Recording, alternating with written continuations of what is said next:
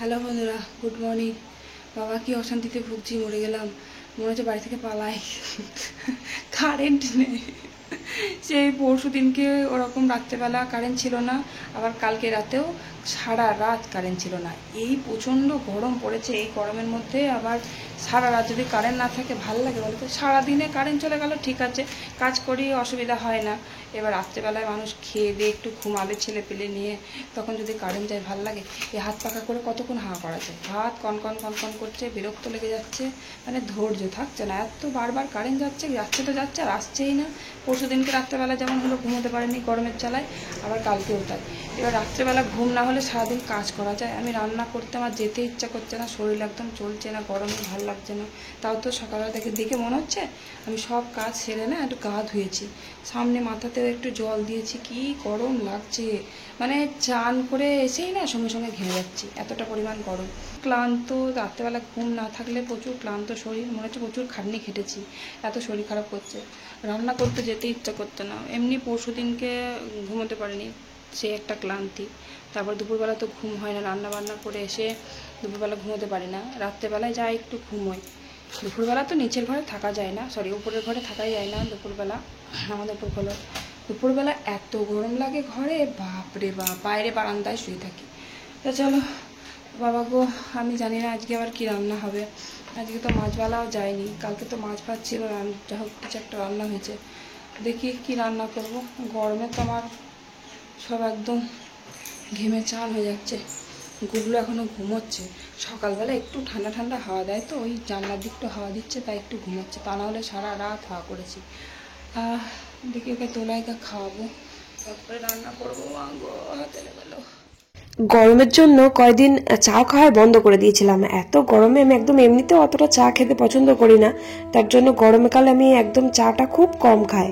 তো আজকে আবার একটু মাথা ধরেছে, রাত্রে ঘুম নেই তো, তার জন্য একটু চা করলাম, চা দিয়ে একটু পাউরুটি দিয়ে খাবো। আর খিদেও পেয়েছে আজকে সকালবেলা, খিদে না পেলে এমনিতে চাটা খাই না, যেদিন সকালের দিকে একটু খিদে খিদে পাই সেদিনকে একটু চা খাই। আর আমার শুধু চা খেতে একদম ভালো লাগে না, আর বিস্কিট দিয়েও খেতে ভালো লাগে না, একটু পাউরুটি বা একটু মুড়ি টুড়ি দিয়ে খেতে খুব ভালো লাগে। আর লিকার চা তো একদম খেতে পারি না, ভালোই লাগে না খেতে, সে অগত্যে পড়ে খায় তাই, তা না হলে লিকার চা একদমই খায় না। তো যাই হোক, একটু দুধ চাই করলাম গরমকাল দিনেও, দেখো দুধ চা এত গরম তবুও দুধ চাই খেলাম। লিকার চা ভালো লাগে না খেতে, মানে গলা দিয়ে যেন নামেই না, মানে শীতকালে যখন একটু গলা টলা ব্যথা হয় তখন লিকার চাটা ভালো লাগে, বেশ একটু গোলমরিচ, আদা, তেজপাতা সব রকম দিয়ে লিকার চাটা ভালো লাগে। তো যাই হোক, একটু পাউরুটি ছিল ঘরে, একটু সেঁকে নিলাম, দিয়ে দুধ চা দিয়ে খেলাম। আর ছোটবেলায় কিন্তু খুব ওই রকম দুধ চা দিয়ে পাউরুটি কিনে নিয়ে এসে খেতাম, আর দুধ চা আবার কিনে নিয়ে আসতাম, দোকান আছে চায়ের, আমার বাপের বাড়ির ওখানে একটা চায়ের দোকান আছে, মানে স্পেশাল চা করে, খুব সুন্দর, মানে ওনার চা খেলে মুখে যেন লেগেই থাকবে, এত ভালো চাটা বানায়। তো 5টা টাকা মা দিত, আর মা বলতো যা স্পেশাল চা কিনে নিয়ে, রাজুর চায়ের দোকান, স্পেশাল চা। তো 5টা টাকা নিয়ে গ্লাস নিয়ে ছুটতাম, দিয়ে পাউরুটি কিনে নিয়ে আসতাম, একটা চা নিয়ে আসতাম, দিয়ে মা আর আমি বসে বসে খেতাম। তো পাউরুটি দিয়ে চা খাওয়ার আমার একটা মানে হ্যাবিট, ওটা আমার খুব ভালো লাগে খেতে। তারপরে বাসি লুচি, তারপরে রুটি, এগুলো দিয়ে ভালো লাগে, মানে যেগুলোতে আর কি ক্ষতি করে, গ্যাস অম্বল হয়, সেই সব জিনিস আমি বেশি পছন্দ করি খেতে। তো যাই হোক, তারপর চা খেলাম, গুবলুকে খাইয়ে দিয়েছি, দিয়ে নিচে এলাম। নিচে এসে মা দেখলাম ভাত বসিয়ে দিয়েছে, আর আজকে আমি একটু শাক টাক বলতে কিছু নেই, একটু চচ্চড়ি করবো সেরকম কিছু নেই, তা মাকে বললাম তাহলে সজনের শাক কয়েকটা পেরে নিই। আর বাড়িতে তো দেখলেই কত সুন্দর গাছ হয়েছে আমাদের, ওই যে কাঁটোয়া ডাঁটা বলে না, কাঁটোয়া ডাঁটা সেদিন কয়েকটা তুলে চচ্চড়ি করেছিলাম। বাড়িতে কত ভালো ভালো ডাঁটা থাকতে জেঠু আবার বাজার থেকে সেই কেমন মরা মরা ডাঁটাগুলো কিনে নিয়ে আসবে, ওই ডাঁটা কেন খাবো বলো তো, টাটকা টাটকা ডাঁটা বাড়িতেই আছে, আর বাড়ি থেকে এরকম টাটকা তুলে নিয়ে গিয়ে রান্না করে খেতে কিন্তু বেশি ভালো লাগে। আর আমাদের বাড়ির এই পিছনে জায়গাটা বেশ বড় সড়ো তো, মানে অনেক রকমের পাঁচমিশালি শাক টাক হয় তো, আর সব রকমের পাঁচমিশালি শাক টাক তুলে একসাথে মিশিয়ে ভাজলে বেশি ভালো লাগে খেতে।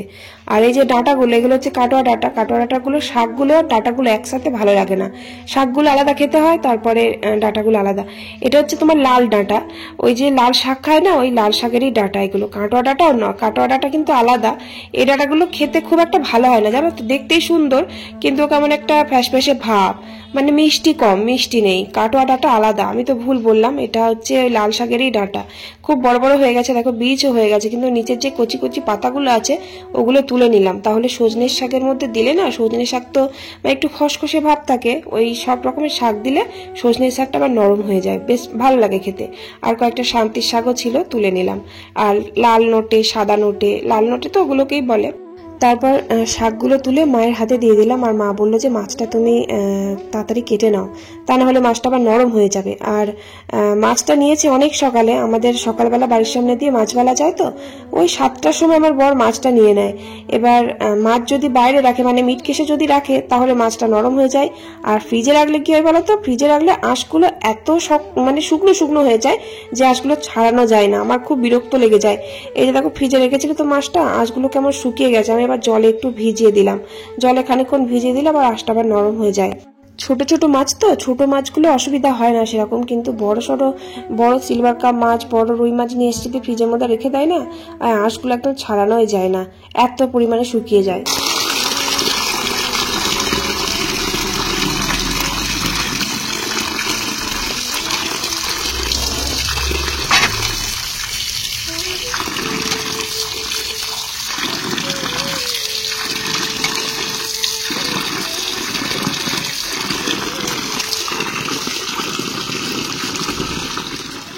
তো মাছগুলো কেটে রান্নাঘরে নিয়ে চলে এলাম, আর ভাত এখনো হয়নি, ভাত হচ্ছে। আর সজনের শাক এই যে তুলে রেখেছিলাম, মা এখনো বাছেনি, মানে বেছে তারপরে তো কুচাতে হবে। তবে শাক, সজনের শাক বেশিক্ষণ রেখে দিলে কি হয় বলতো, সজনের শাক তাড়াতাড়ি বেছে ফেলতে হয়। সজনের শাক গাছ থেকে তোলার পর নাকি বলে শাকের জ্বর এসে যায়, সজনের শাক তাড়াতাড়ি বেছে না নিলে না কেমন নেতিয়ে যায় না, তখন আর বলে শাকটা খেতে নেই, সজনের শাক বিশেষ করে। তারপরে আবার সজনের শাক এরকম রেখে ফ্রিজে রেখে তুমি যদি মনে করো বাসি খাবে কালকে, সেটাও নাকি খেতে নেই। অন্য কোনো শাক তুমি খেতে পারবে, যেমন লাল শাক, কলমি শাক, এগুলো সব কালকে খাওয়া যায়, পরের দিন খাওয়া যায়, কিন্তু সজনের শাকে নাকি বলে খেতে নেই। এবার কেন খেতে নেই আমি জানি না, তবে সবাই বলে যে সজনের শাকের নাকি জ্বর এসে গেলে সেই শাক আর খেতে নেই, শরীর খারাপ করে। তাই জন্য শাকটা সঙ্গে সঙ্গে গাছ থেকে তুলে বেছে নেওয়ার চেষ্টা করি। আর সজনের শাকটা না আমার মানে সব শাকের থেকে সব থেকে ফেভারিট, আমার ভীষণ প্রিয় এই শাকটা। সব রকমের শাক ভাজা খেতে ভালোবাসি ঠিকই, কিন্তু সজনের শাকটা খুব ভালো লাগে। আমার বড় ছেলে পেটে থাকতে মানে খুব শাক খেয়েছিলাম আমি, বলে নাকি প্রেগনেন্ট অবস্থায় শাক খেলে নাকি বাচ্চার চুল হয় মাথায়, আমার শোনা কথা, আমি তাই বললাম।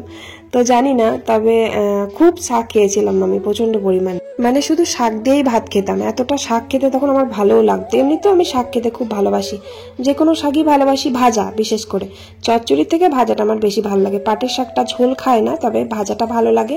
আর আমাদের জমিতেই দেখো কত পাট শাক, আর দেখি যে একটু শুধু সেই মানে কেমন ধারা পোকা লাগা শাকগুলো বাজার থেকে পাঠিয়ে দেয়, মানে পয়সা দিয়ে কিনবো কেন, বাড়িতে মাঠে প্রত্যেক দিনই যাই, কোনো না কোনো কারণে মাঠে রোজই যাওয়া হয়, মানে আমার বর যায়, তারপরে জেঠু যায়, তো এত সুন্দর লগলকে শাক বেরিয়েছে, দুটো তুলে নিয়ে আসবে না, তাই ভাবছি যে আমি একদিন মাঠে গিয়ে তুলে নিয়ে আসবো, কারণ আমাদের মাঠ তো খুব বেশি দূরে না, অনেকবার তো গেছি, তাই ভাবছি মাঠ থেকে শাক তুলে নিয়ে আসবো। আর এই বছর মানে পাটের শাকটা খুব কমই খাওয়া হলো, খাওয়াই হয় না। আর পাট শাকের ঝোলটা বাড়িতে সবাই পছন্দ করে, একমাত্র আমি আর জেঠু শুধু ভাজাটা খায়, তো তার জন্য খাওয়া হয় না। এবার 2 রকমের করবো, তাই জন্য সেই ঝোল টোলই খাওয়া হয়।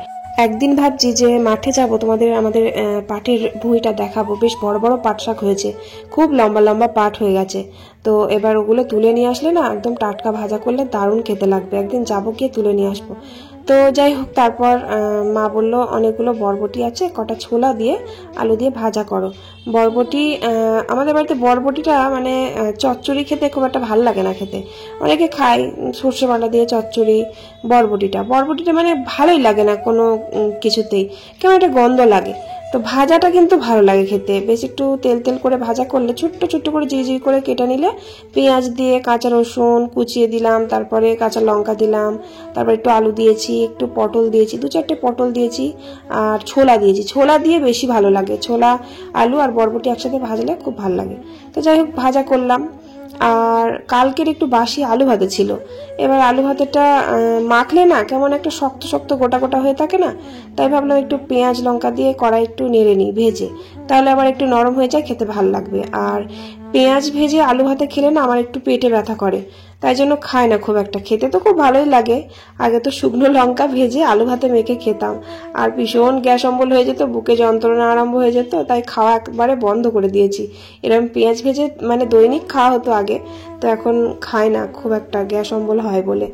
যাই হোক, তারপর রসুন আর শুকনো লঙ্কা ফোড়ন দিয়ে ওই শাকটা ভেজে নিলাম। শাকটা কিন্তু কুচিয়ে নিয়ে ধুয়ে আমি সেদ্ধ করে নিয়েছিলাম, দিয়ে জলটা ফেলে দিয়েছি। অনেকে বলে জানো তো যে সজনে শাকের জলটা ফেলে দেবে না, না ফেলেই রসুন দিয়ে ভাজবে। বাবার অনেকে কমেন্ট করেছে যে সজনে শাকে রসুন দেবে না, তারপরে সজনে শাকের জলটা ফেলবে না, কিন্তু সজনে শাকের জলটা না ফেললে একটু কষ্ট লাগে না, একটু তিতকুটে ভাব লাগে, তাই জন্য আমি জলটা ফেলে দিই জানো তো। এবার যাদের হাই প্রেশার, আমার শ্বশুর কিন্তু সজনে শাকের জলটা প্রত্যেক দিন খায়, মা গাছ থেকে 2 ডাল করে সকালবেলা পেরে দেয়, দিয়ে সেদ্ধ করে দেয়, খালি পেটে খায় বাবা ওটা। আমার বড় খায়, আমার বরেরও হাই প্রেশার, বাবারও হাই প্রেশার, দুইজনারই। আমার শাশুড়ি মায়েরও কিন্তু হাই প্রেশার ছিল, তবে এখন ঠিক আছে, আর এদিকে জেঠুরও আছে। তো যাই হোক, শাকটা ভাজা করলাম, আর মাছটা আলু দিয়ে পটল দিয়ে ওই সেদিনকার মতো ওরকম পাতলা পাতলা করে ঝোলই করব। এই গরমের জন্য বেশি রিচ খাবার না খাওয়াই ভালো, তাই না বলো? কয়েকদিন তো খুব মাছ মাংস খাওয়া হলো, তাই জন্য এখন পাতলা পাতলা ঝোলই খাবো। আর প্রচন্ড গরমের জন্য একটু মেঘ করেছে, মনে হচ্ছে বৃষ্টি হবে। এই রান্নাঘরটা দেখছো না কেমন অন্ধকার হয়ে গেছে, আর রান্নাঘরে না বৃষ্টি পড়লে একদম জল ঢুকে যায়, মানে কোনো ফুটো নেই, কিছু নেই, কিন্তু সাইড বেয়ে, মানে টালির সাইড বেয়ে জলটা বেয়ে রান্নাঘরে উনুনের মধ্যে চলে যায়। খুব যদি ঝমঝম করে বৃষ্টি পড়ে তবেই। তো এবার ওটাকে কিভাবে ঠিক করবে আমি জানি না, তবে রান্নাঘরটা উপরটা ঢালাই করলে তবে ঠিক হয়তো হবে। তবে ঢালাইয়ের দিন এখন দেরি আছে, যেটুকু এখন আছে আপাতত সেটুকুই চালায়, তারপরে পরে ভবিষ্যতে দেখা যাবে কি করা যাবে। আলাদা করে ঢালাই করলে আলাদা করে রান্নাঘর করে নেব, এরকম সামনে রান্নাঘর থাকবে না। সকালবেলা বললাম না যে রান্নাঘরে যেতে ইচ্ছা করছে না, রান্না করতে ইচ্ছা করছে না, রান্নাঘর তো বসলে না তখন মনে হয় এইটা রান্না করি সেইটা রান্না করি, মানে 1000টা রান্না হয়েই যায়। দেখো 3 রকমের পদ হয়েই গেল অলরেডি। তারপরে ভাবছি এই মাছের মধ্যে কয়েকটা মাছ রেখে দিয়েছিলাম টক করার জন্য, প্রত্যেকদিন তো টক লাগেই। কয়েকদিন তো মুসুর ডালের বড়া দিয়ে করলাম, বেসনের বড়া দিয়ে করলাম, মটর ডালের বড়া দিয়ে টক করলাম। আজকে দেখো 4 পিস মতন মাছ রেখে দিয়েছিলাম, ওই লেজা মুড়ো দুটো দিয়ে টক করে দিলাম। এই বর্ধমান এলাকার মানুষ মাছের টক যে খেতে কি ভালোবাসে, মানে কি বলবো। আমার বিয়েতে যখন মাছ রান্না হয়েছিল, এবার বিয়েতে না অনেক মাছ বেড়েছিল, আর 1 নৌকো ডাল, মুগ ডাল, একদম চাপ চাপ 1 নৌকো ডাল ফেলে দিতে হয়েছিল, এতটা পরিমাণে ডাল বেশি হয়ে গেছিল। তারপরে অনেক মাছ বেড়েছিল, কাতলা মাছ, বড় বড় মাছ। আমি কাতলা মাছ বরাবরই ভালো লাগতো খেতে, রুই মাছটা খুব একটা ভালো লাগে না। তো এবার কাতলা মাছগুলো দেখছি ফ্রিজ থেকে বার করে মাছের টক বানাচ্ছে। আমি বলছি যে মাছগুলো এত বড় বড় মাছ এরকম টক করছে কেন, বেশ কষা কষা মাংসের মতো ঝাল ঝাল করে করবে, দিয়ে আমাকে দুপুরবেলা খেতে দিয়েছে। আমি বলছি টক তো আমি খাই না, এরকম মাছের টক আমি তো খাই না, তাও আবার নুন দিয়ে। তো চিনি দিইনি, আমার মা টক করতো ছোট ছোট মোড়ালা মাছ চিনি দিয়ে তেঁতুল দিয়ে করতো। দিয়ে এখানে এসে আমি ভাবছি যে এটা আবার কেমন ধরনের রান্না, বড় বড় মাছকে কষা না করে এরকম নুন দিয়ে টক করছে কেন। তো প্রথমে খেলাম, খেয়ে কেমন যেন একটা লাগছিল, খেতে পারলাম না। অত বড় মাছ, বারবার মনে হচ্ছে মাছটা যদি ঝাল ঝাল কষা হতো কি দারুণ লাগতো, তো খেতে পারিনি। তারপরে আস্তে আস্তে খেতে খেতে খেতে খেতে না অভ্যেস হয়ে গেছে, এখন আমি ওই চিনি দেওয়া টক একদম খেতে পারবো না। তবে টক করলে সামান্য কয়েক দানা চিনি টকের মধ্যে ফেলে দিলে টকটা কিন্তু খুব ভালো লাগে খেতে, আর মেথি ভেজে গুঁড়ো করে দিলে দারুণ খেতে হয়, ও তো মুখে লেগে থাকবে, এত সুন্দর টেস্টি হয়। যাই হোক, বর্ধমানের এলাকার মানুষ, মানে বর্ধমান এলাকায় বিয়ে করে মাছের টক খাওয়া শিখেছি। জানি না অনেকে খায় না মাছের টক, অনেকে জানে না মাছেরও আবার টক হয়, মানে ছোট ছোট মাছের টক হয়, এরকম বড় বড় মাছের টক খুব একটা কেউ খায় না। আমি জানতাম না, আমি এখানে এসে অবাক হয়ে গেছিলাম। যাই হোক, রান্না কমপ্লিট করলাম, দিয়ে এবার শিপশিপ করে বৃষ্টি পড়ছে, মানে বোঝা যাচ্ছে না ক্যামেরায়, আমি কিন্তু ভিজে ভিজেই বাসন মাজছি, পড়ছে জলটা। এবার যেখানে কলটা আছে না তার উপরে অনেকগুলো কলা গাছ আছে কাকিমাদের, তাই জন্য মাথার উপরে জলটা অতটা পড়ছে না। তো বাসনগুলো ধুয়ে নিলাম, দিয়ে ছাদে এলাম, মানে বৃষ্টি হয়েছে তো ওয়েদারটা ঠান্ডা করে দিয়েছে, তাই ভাবছি যে কয়েকটা জামা কাপড় কাচাকুচি করব। আর আমার বড় ছেলে পুকুরে সাঁতার কাটতে গিয়েছে, আর ওদিকে ওর বাবা বসে আছে পাহারা দিচ্ছে। টিউ ছাড়া যা দেখি একটু, বাবু টিউ ছাড়া যা, টিউ ছাড়া। টিউ ছাড়া একটু সাঁতার কেটে দেখি।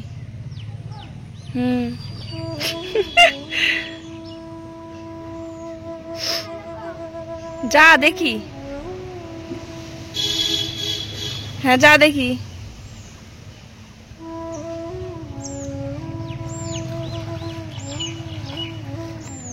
ওই তো পাচ্ছিস, এই তো বাহ। টানা 2 মাস সাঁতার কেটে কিন্তু সাঁতারটা বেশ ভালোই শিখে গেছে। আমি কিন্তু এখন নিয়ে যাই, তবে আমি তাড়াতাড়ি করছি সাঁতার কাটতে যাব বলে। এখন মানে বৃষ্টিটা হয়েছে তো, রোদটা নেই। এবার রোদ না থাকলে না জলটা একটু ঠান্ডা থাকে, আর সূর্যটা সামনে পুরো একদম তো মুখে এসে পড়ে। যখন সাঁতার কেটে বাড়ি আসি না, মুখটা একদম কালো হাঁড়ির মতন হয়ে যায়, এত কালো লাগে। আর সাঁতারটা কেটে না শরীরটা একটু ঝরঝরে লাগে, সুস্থ লাগে। তাই এখন সাঁতার কাটতে কিন্তু আমার ছেলেকে আমিই নিয়ে যাই, বড় ছেলেটাকে। আর ওর বাবা যায় না এখন, ওর বাবা খুব ঠান্ডা লেগেছে। কয়েকদিন সাঁতার কেটে আমারও ঠান্ডা লেগে গেছে, গলাটা ব্যথা করছে, ভয় শুনে তোমরা বুঝতেই পারছো। তবে যতই ঠান্ডা লাগুক না কেন, সাঁতার কাটতে বেশ মজা লাগছে। মানে একটা যে ভয় ছিল, অনেকদিন আগে সাঁতারটা কেটেছি তো, বিয়ের আগে, তা আবার অনেক ছোটবেলায়, মানে অনেক দিন আগে পুকুরে, সে পানা পুকুরে বান্ধবীদের সাথে, বন্ধুদের মানে পাড়ার যত সব ছিল তাদের সাথে সব সাঁতার কাটতে যেতাম, চ্যাং ব্যাং সব মিলে। তো কি বলতো, এবার অনেকদিন আগে শিখেছি তো, এবার যদি না পারি, তারপরে আবার চুড়িদার পরে কাটতাম, আর এখন নাইটি পরে সাঁতার কাটতে গিয়ে যদি আটকে যায়, সে একটা ভয় দিয়ে যেতাম না। তা দুদিন আমার বর পুকুরের মাঝখানে নিয়ে গিয়ে না একটা মানে ভয়টা কেটে গেছে। তাই কয়দিন বড় ছেলেকে নিয়ে গেলাম, অনেক কদিনে গেছি, এই 1 সপ্তাহ মতো, দিয়ে ভয়টা কেটে গেছে। দিয়ে মাঝখানে গিয়ে আর কি চিৎ সাঁতার কাটতে আমার খুব ভালো লাগে, মানে চিৎ সাঁতারটা আমি ভালো কাটতে পারি। তা সাঁতারটা কাটার পর না আমার শরীরটা একটু ঝরঝরে লাগে, একটু বেশ ভালো লাগে। কিন্তু কি বলতো, খুব গরম তো জলটা, দিয়ে ভাল লাগে না অত গরম জলের মধ্যে থাকতে বেশিক্ষণ। সে হাতটা যেন পুড়ে যায়, একদম ফুটন্ত জল মনে হয়। তো আমার বড় ছেলে জানো তো, রান্না করতে করতে ও মা সাঁতার কাটতে যাবে না, চলো চলো, সে কি জ্বালাতন করবে। তো ওর জন্যই আর কি অভ্যাস হলো। বেশ ভালোই লাগলো, তাড়াতাড়ি করে জামা কাপড়গুলো কেচে নিয়ে গিয়ে সাঁতার কেটে আসলাম আধা ঘন্টা মতো। তো আমার বড় ছেলে অনেকক্ষণ আগেই গেছে জলে, আর পুকুরে কিন্তু অনেকটা জল, মানে মাঝখানে অনেকটা জল। তো আমার বড় ছেলে অনেকক্ষণ আগে সাঁতার কাটতে গেছে। প্রথমে ওর বাবার সাথে গেছিল, তারপরে ওর বাবা চলে আসলো, জেঠুর সাথে গেছিল, মানে সব একে একে যাচ্ছে। ওর বাবা কখন থেকে ডাকছে, আসছে না, জেঠু চান করতে যাই, ওই 1টা-1:30টার দিকে জেঠু চান করতে যায়, তখন আমি জামা কাপড় কাচ্ছিলাম। জেঠুর চান হয়ে গেল, ওর সাঁতার কাটা হলো না। তারপরে আমি গেলাম, আমার সাথে আধ ঘন্টা কাটলো, আমি আধ ঘন্টা কেটে তারপর চলে এসেছি। তারপর আমার কাকিমা, মানে কাকি শাশুড়ি, ছোট কাকিমা, ও যায়, মানে কাকিমা যায় ওই 2টো-2:30টার দিকে এরকম যায়, খুব দেরি করে যায়, সব কাজ ছেড়ে লাস্টে চান করে। তো কাকিমা গেল, তারপরে আমি চলে আসলাম। দিয়ে কাকিমার সাথে কিছুক্ষণ 5-10 মিনিট ছিল, সাঁতার কাটলো, দিয়ে তারপরে বাড়ি এলো সবার শেষে। মানে প্রায় 1-1.5 ঘন্টা মতো জলে ছিল, বকা দিল ওর বাবা, তারপরে এলো। মানে সাঁতার কাটতে গেলে আর আসতে চায় না। আমরা তো সেই ছোটবেলায় মানে পুকুরে সাঁতার কাটতে যেতাম, পুকুরের জল পাক করে দিয়ে তারপরে বাড়ি আসতাম। যারা যারা চান করতে যেত তারা খুব বকা দিত। ডুব সাঁতারটাও পারতাম, কিন্তু এখন মানে শ্বাস নিতে কষ্ট হয়, ডুব দিলে ভয় লাগে, 1টা-2টোর বেশি ডুব দিতে পারি না। আমার সাথে রেশারেশি দেবে, বলবো কটা ডুব দিতে পারো তুমি, দেখো। ও প্রায় 9টা-8টা এরকম ডুব দিতে পারে, আর আমি 1টা কিংবা 2টো, খুব জোর 3টে, তার বেশি একসাথে দিতে পারি না, মানে এক নিঃশ্বাসে আর কি। ও এক নিঃশ্বাসে 9টা-8টা এরকম করে ডুব দিতে পারে। যাই হোক, আমার বয়স তো হচ্ছে নাকি, আমি তার বাচ্চা নেই, আমি পারি না, আর অভ্যাসটা নেই আগের মতন। তো যাই হোক, তারপর খাওয়া দাওয়া করলাম, দুপুরবেলা খাওয়া দাওয়া করে সব জামা কাপড়গুলো কেচেছিলাম। আর রোদ তো ছিল না, তবে ওয়েদারটা বেশ ভালো ছিল, একটু হাওয়া দিচ্ছিল, সব চাদরগুলো শুকিয়ে গেছে। 3-4টে চাদর ছিল বিছানার, ওগুলো সব শুকিয়ে গেছে, আর মোটা মোটা যেগুলো ছিল কেচেছি, ওগুলো শুকোয়নি। তো ভেজা জামা কাপড়গুলো সব বারান্দায় মেলে দিলাম, আর জামা কাপড়গুলো যেগুলো শুকিয়ে গেছে ওগুলো গুছিয়ে নিলাম। তারপরে এই যে সন্ধে হয়ে গেছে, সন্ধেটা দিয়ে দিলাম। আর আমার গুবলু সোনা কখন থেকে বলছে, মা আমাকে একটু চাউমিন বানিয়ে দাও, চাউমিন খাবো। এবার প্রত্যেকদিন একটা খাবার অত পছন্দ করে না বাচ্চা তো। আমার বড় ছেলেকেও মাঝে সাঝে এরকম চাউমিন বানিয়ে দিতাম ছোটবেলায়, গুবলুর মতো যখন ছিল। তারপরে ম্যাগি বানিয়ে দিতাম। এবার বাচ্চা তো একটু মুখরোচক জিনিস মাঝে মাঝে বানিয়ে দিতে হয়, তা না হলে খেতে চায় না। প্রত্যেকদিন সন্ধ্যাবেলা কিন্তু সুজি খায়, আর চাউমিনটা আমার গুবলুর সব থেকে ফেভারিট, ও খুব পছন্দ করে। এবার ঘরে না কিছুই ছিল না, সবজি গাজর টাজরও ছিল না, শেষ হয়ে গেছে। তারপরে ডিমও ঘরে আনা ছিল না, তো এবার কি দিয়ে বানাবো। তো একটা আলু দিয়েছি আর একটু পেঁয়াজ দিয়ে ওকে কোনো রকমের বানিয়ে দিচ্ছি। এবার বললো বানিয়ে দিতে, খাবে ছেলে আমার, দিয়ে ওই যা ছিল তাই দিয়ে বানিয়ে দিচ্ছি। আর আমার বড় ছেলে গেছে পড়তে, ও যদি বাড়িতে থাকতো তাহলে আবার 2টো ডিম আনতে পারতাম, সামনেই দোকান আছে। আর আমার বড় এখন কাজ করছে, কাজ করতে করতে যেতে পারবে না। যাই হোক, সিম্পল করে ডিম ছাড়াই ওই একটা আলু দিয়ে ওকে একটু চাউমিন বানিয়ে দিলাম। ওই যে দেখো একা একা খাচ্ছে, আর একটু গরম লেগেছে, মুখে ছ্যাঁকা লেগেছে, তাই আমি একটু ফু দিয়ে ওর চামচে দিয়ে দিলাম। আর কাঁটা চামচে করে খেতে বেশি পছন্দ করে। একা একাই দেখো একটু সস দিয়েছি, দিয়ে খাচ্ছে। তো চলো, ভিডিওটা আজ আমি বাড়াচ্ছি না রাত অবধি। তো কেমন লাগলো কমেন্ট করে অবশ্যই জানিও, আর ভালো থেকো সবাই। তো ভিডিওটা আমি এখানেই শেষ করছি আজকের মতো। Tata, bye bye, good night.